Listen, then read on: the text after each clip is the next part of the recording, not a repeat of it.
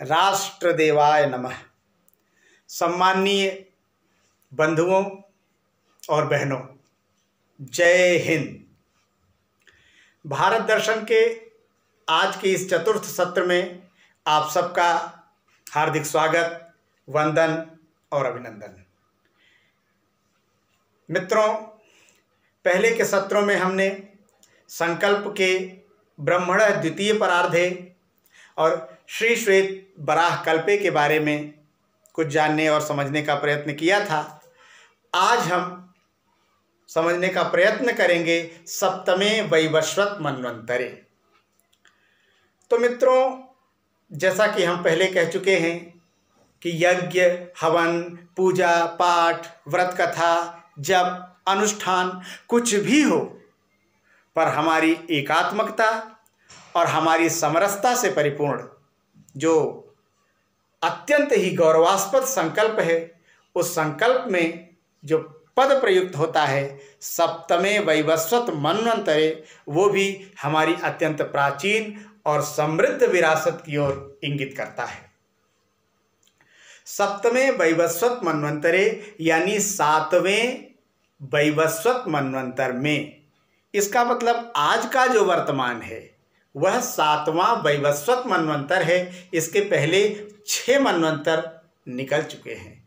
अब 6 मन्वंतर की कालगणना को अगर हम पता लगाएं, समझने का प्रयास करें, तो समझ में आता है कि हमारी कालगणना कितनी प्राचीन है। जैसा कि इस नाम से ही स्पष्ट होता है, सातवें वैवस्वत मन्वंतर में, वैवस्वत यानी सूर्य, विवस्वान का मतलब होता है सूर्य, और वैवस्वत मतलब सूर्य के पुत्र, यानी सूर्य के वंशज हैं हम।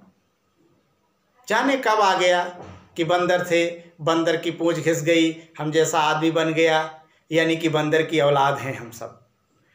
उस विषय में मैं ज़्यादा नहीं जाना चाहूँगा, पर इतना तो हम अपने गौरव को लेके ही चलते हैं कि हम सूर्य के वंशज हैं, हम उस सूर्य के वासी हैं, हम उस पूर्व के वासी हैं जिसका गौरव अत्यंत ही विदेशी विद्वानों के द्वारा हो, इतिहासकारों के द्वारा हो, बड़े गौरव से गाया गया है। तो जैसा कि हम जान चुके हैं कि एक मनवंतर बराबर 71 चतुर्युगी होता है। ये कल हमने जाना था। 71 चतुर्युगी का मतलब एक मनवंतर, अर्थात 3 अरब 6 करोड़ 72 हजार वर्ष। अब इसी तरीके से 6 मनवंतर बीतने के बाद ये चल रहा है 7वां मनवंतर, जिसका नाम है वैवस्वत मनवंतर, यानी सूर्य के पुत्र का मनवंतर। इस प्रकार सृष्टि की उत्पत्ति स्वयंभू मनु नामक जिस महापुरुष से हुई, उसके आधार पर अगर कालगणना देखें, तब हमारे सामने जो आता है वो है 1 अरब 96 करोड़ 8,53,121 वर्ष पूर्व हुई थी सृष्टि की उत्पत्ति। यानी इतनी प्राचीन है हमारी धरोहर, हमारी विरासत, हमारी काल गणना। इस मनवंतर या सृष्टि के क्रम को हम संक्षेप में इस प्रकार बता सकते हैं, जैसा कि हमने ग्रंथों में पढ़ा। रघुनंदन शर्मा जी, नारायण रामचंद्र भावे जी ने जैसा अपनी पुस्तकों में लिखा। और इसके अलावा एक बात और है, इसका जो प्रमाण है वो तांड्य ब्राह्मण में भी बहुत कुछ विस्तार से मिलता है। तो तांड्य ब्राह्मण में इस सृष्टि क्रम को मनवंतर के माध्यम से जिस तरीके से समझाया है वो ये है कि सबसे पहला मनवंतर था वो है स्वयंभू मनवंतर। स्वयंभू मनवंतर में सृष्टि की उत्पत्ति हुई, यानी 1 अरब 96 करोड़ 8,53,121 वर्ष पूर्व। फिर दूसरा मनवंतर है स्वरोचिष मनवंतर।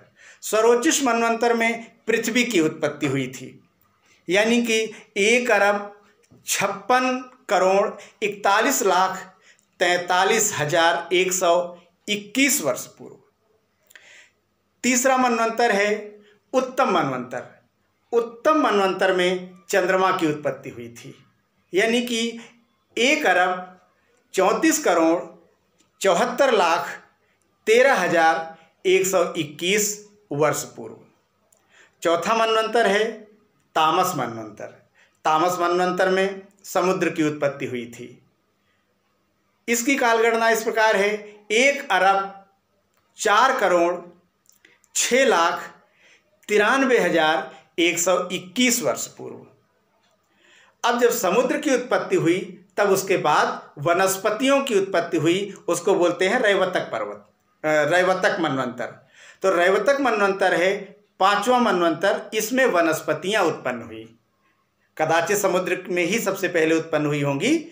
इसकी कालगणना है 73,39,73,121 वर्ष पूर्व।